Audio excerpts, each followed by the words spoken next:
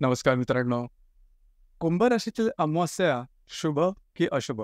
किंवा कुंभ राशीची अमावास्या ज्या पत्रिकेत आहे त्या व्यक्तीचं संपूर्ण व्यक्तिमत्व, जीवनाकडे बघण्याचा दृष्टिकोन नेमका कशा प्रकारचा असतो, या संदर्भातली चर्चा आपण या व्हिडिओमध्ये करणार आहोत.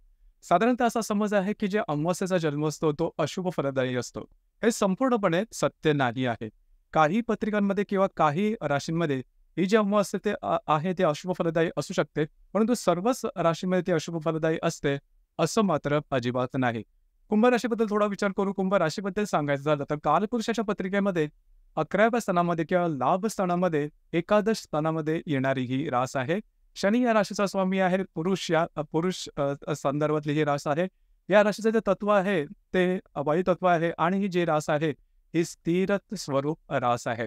पुरुष तत्व आणि स्थिर तत्व यामध्ये सर्वात जास्त असणारी ही रास आहे. कारण वृषभ, सिंह, वृश्चिक आणि त्यानंतर कुंभ या पुरुष तत्वाच्या राशी आहेत किंवा या ज्या राशी आहेत त्या स्थिर तत्वाच्या आहेत. त्यामुळे कुंभ राशीमध्ये हे जे तत्व आहे हे जबरदस्त दिसून येतं किंवा वायू तत्वामध्ये सुद्धा सर्वात वरची अशा प्रकारची ही रास आहे. अर्थात ही जी तत्व आहेत किंवा हे जे गुण आहेत हे कुंभ राशीमध्ये सर्वात जास्त प्रमाणात दिसतात. आणि सगळ्यात महत्वाची गोष्ट म्हणजे अमावास्या कुंभेमध्ये सांगायची झाली तर चंद्र आणि रवी दोन्ही ग्रह कुंभ राशीत असल्यामुळे कुंभ राशीचे जे संपूर्ण तत्व आहे किंवा कुंभ राशीचे सर्व बरे वाईट गुण तुम्हाला कुंभ राशीच्या अमावास्येमध्ये प्रकर्षाने दिसतील. मग अशा कोणत्या गुणात की ज्याकडे लक्ष देणं गरजेचं राहील. पण इथे एक गोष्ट सांगायची वाटते, अमावास्या आहे असं म्हटल्यावरती चंद्राचं जे बळ असतं हे थोडंसं कमी असतं. म्हणजे चंद्राचं बळ अमावास्येमध्ये जवळ नसतं.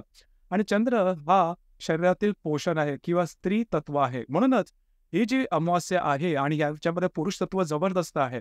त्याच्यामुळेच ही जी अमावास्या म्हणजे कुंभ राशीची जी अमावास्या आहे ती स्त्रीला तेवढीशी शुभ फलदायी नसते. तिचं स्त्रीत्व कमी होतं किंवा त्याचा जो त्रास आहे हा त्यांना गायनिक त्रास किंवा स्त्रियांच्या संदर्भातले विकार किंवा पुढे बाळंतपणात त्रास होण्याची शक्यता थोडीशी जास्त असते. त्यामुळे स्त्रीला ही जी कुंभ राशीची अमावास्या आहे ती तेवढीशी शुभ नाही. आता ही संपूर्णपणे अशुभ आहे का? तर त्याकरता तुमची जी कुंडली आहे ती सर्वार्थाने पाहणं थोडंसं गरजेचं राहतं. कारण एका ग्रहाने संपूर्ण कुंडलीचं मूल्यमापन करता येत नाही. आता आपण कुंभ राशीच्या जे एकंदरीत त्यांचं जे संपूर्ण व्यक्तिमत्व असेल त्याबद्दल विचार करू.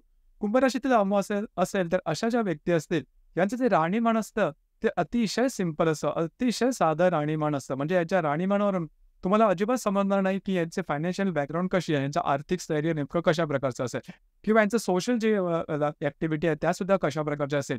अत्यंत कुलीन किंवा अत्यंत उच्च फॅमिलीतल्या किंवा अत्यंत आर्थिकदृष्ट्या सधन फॅमिलीतल्या व्यक्तीसुद्धा कुंभ राशीत अमावास्या तर त्यांचं लिव्हिंग, त्यांचं राहणीमान असतं ते अगदी साधं असतं. सिंपल लिव्हिंग आय थिंकिंग ज्याला आपण म्हणतो, ती जी म्हण आहे ती याच्यासाठी बरोबर सूट होते. तर अशा प्रकारची ही रास आहे. दुसरी महत्त्वाची गोष्ट म्हणजे आकलनशक्ती, ग्रहणशक्ती किंवा यांचा जो बौद्धिक स्तर आहे तो अतिशय उत्तम दिसून येतो. अर्थात याचं जे बौद्धिक आहे किंवा याची जी विचार करण्याची पद्धती आहे ती अतिशय सुंदर असते. ज्यावेळेस तुम्ही यांच्याशी कम्युनिकेट करा किंवा ज्यावेळेस तुम्ही यांच्याशी बोलाल त्यावेळेस तुम्हाला जाणवेल की यांचे जे विचार आहेत ते समाजापेक्षा थोडेसे पुढचे आहेत. तुम्हाला त्यावेळेस ते पटकन समजणार नाहीत.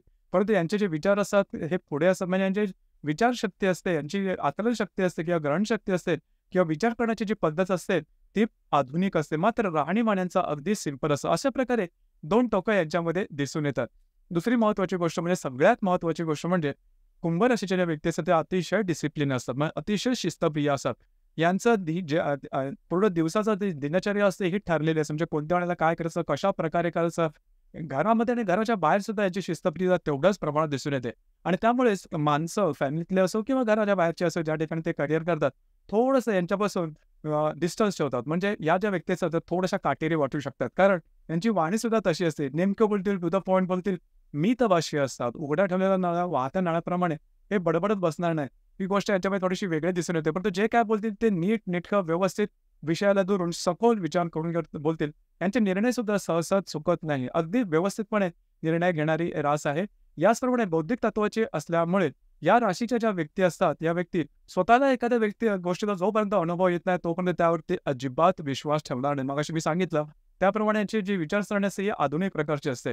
त्यामुळे परंपरागत चालत आलेल्या ज्या चालीरीती असतात त्यावर लगेचच्या लगेच या व्यक्ती कधीही विश्वास ठेवणार नाही. ही गोष्ट थोडीशी वेगळी आहे परंतु या राशीमध्ये प्रकर्षाने जाणवते. आणि त्याच्या कार्यक्षेत्राच्या संदर्भात सुद्धा इमानदारीने काम करणारे असतात आणि जे काही त्यांना काम दिलेलं जातं ते वर्षानुवर्षे सुद्धा अगदी न दमता, न थकता, न कंटाळता करणारी ही जबरदस्त अशा प्रकारची रास आहे. बऱ्याच वेळेस या राशीमध्ये भावनाशीलता नाही आहे, अशा प्रकारच्या गोष्टी होऊ शकतात. जसं की मी सुरुवातीला सांगितलं, की या राशीमध्ये पुरुष तत्व थोडंसं जास्त आहे किंवा स्थिर तत्व थोडंसं जास्त आहे. त्यामुळे हट्टीपणा या राशीमध्ये प्रचंड दिसून येतो. म्हणजे या राशीच्या अमावास्येमध्ये. आपल्या मतावर ठाम राहणं, आपल्या मताशी तडजोड न करणं, हा भाग जास्त दिसून येतो. त्यामुळे या ज्या राशीच्या व्यक्ती असतात, त्यांना ठरवून दिलेलं काम अगदी व्यवस्थितपणे करून घ्या. दुसऱ्यांचं ऐकून सहसा घेत नाही. खास करून चुकी नसेल तर ॲडजस्ट करणं, बॅकफूटला येणं, हा प्रकार या राशीच्या अमावास्येत अजिबात दिसून येत नाही. परंतु त्यांना सांगितलेली कामं, जसं नोकरीमध्ये असतात. सांगितलेली, ठरवून दिलेली कामं ती अगदी व्यवस्थितपणे करतात, एकदम इमाने बरे करतात आणि यांचं संपूर्ण जे एकंदरीत जीवन असतं, हे एक्झाम्पल देण्यासारखं असतं. म्हणजे उदाहरणादाखल देण्यासारखं असतात. कारण त्यांच्या संपूर्ण जीवनामध्ये हे त्यांनी असलेले त्यांचे जे एकंदरीत प्लॅनिंग असेल, त्याच्या अलीकडे पलीकडे कधीही जात नाही. अगदी तसंच आणि त्यामुळेच कधी-कधी यांचं संपूर्ण जीवन किंवा व्यक्तिमत्व तुम्हाला वृक्ष वाटू शकेल. परंतु याच्यासाठी वृक्षता असते, याच्यामध्ये सुद्धा भावनेची कोमलता याच्यामध्ये दिसून येते. परंतु ती व्यक्त केली जात नाही. यांच्यासाठी सगळ्यात महत्त्वाचं असतं ते कर्तव्य. कर्तव्य हे पार पाडणं आणि ते सुद्धा सुव्यवस्थितपणे पार पाडणं हा यांचा संपूर्ण याचा खाका असतो. थोडंसं यांच्यामध्ये कधी-कधी इगो ज्याला आपण म्हणतो किंवा ॲटिट्यूड ज्याला आपण म्हणतो, तो थोडासा येऊ शकतो आणि तो त्यांच्या कधी-कधी वागण्या बोलण्यात तुम्हाला दिसू शकतो.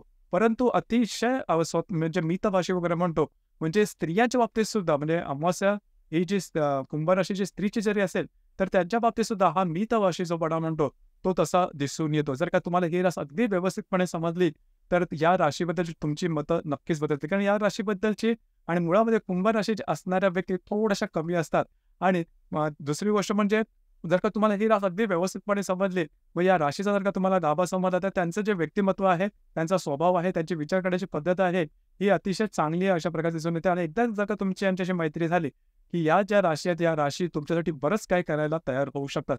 परंतु मैत्री होणं गरजेचं आहे, कारण या ज्या राशी आहेत, या राशी थोडंसं वृश्चिक राशीप्रमाणे असतात, की थोड्याशा हट्टी असतात, आपल्या मतावर ठाम राहणाऱ्या असतात आणि समोरच्यावरती लगेचच्या लगेच विश्वास ठेवत नाही. यांचे स्वतःचे असे मापदंड असतात. त्या मापदंडामध्ये समजा समोरचा व्यक्ती उतरला, तर मग त्याच्यात ते विश्वास ठेवू शकतात. नाहीतर या व्यक्ती जसं की वृश्चिक राशीच्या व्यक्ती कदाचित हार्म करू शकतात, दुसऱ्याला इजा करू शकतात किंवा त्यांच्या विरोधात एखादी म्हणजे व्यक्ती गेली, तर ते उभे टाकू शकतात. या व्यक्तीचं तसं नसतं. एखादा व्यक्ती समजा विरोधात केला किंवा एखाद्या व्यक्तीवरचा विश्वास उडाला, तर ते स्वतःच्या मार्गाने चालत राहतील. काहीही न बोलता, जसं काही ओळखच नव्हती किंवा जसं काही आपल्याला त्या व्यक्तीशी देणं-घेणंच नव्हतं. पूर्णपणे न्यूट्रल राहतील.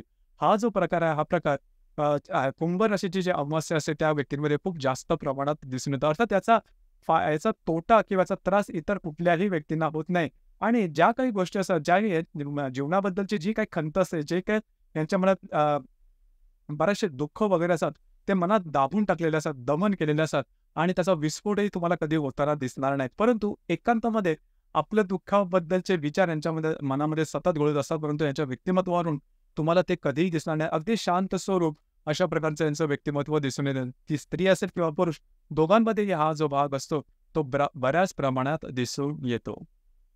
तर मित्रांनो, हे होतं कुंभ राशीची अमावास्या आहे, त्याचं संपूर्ण व्यक्तिमत्व नेमकं कशा प्रकारचं असतं या संदर्भातली चर्चा. आपल्याला हा व्हिडिओ कसा वाटला खाली कमेंट बॉक्समध्ये नक्की कळवा. धन्यवाद.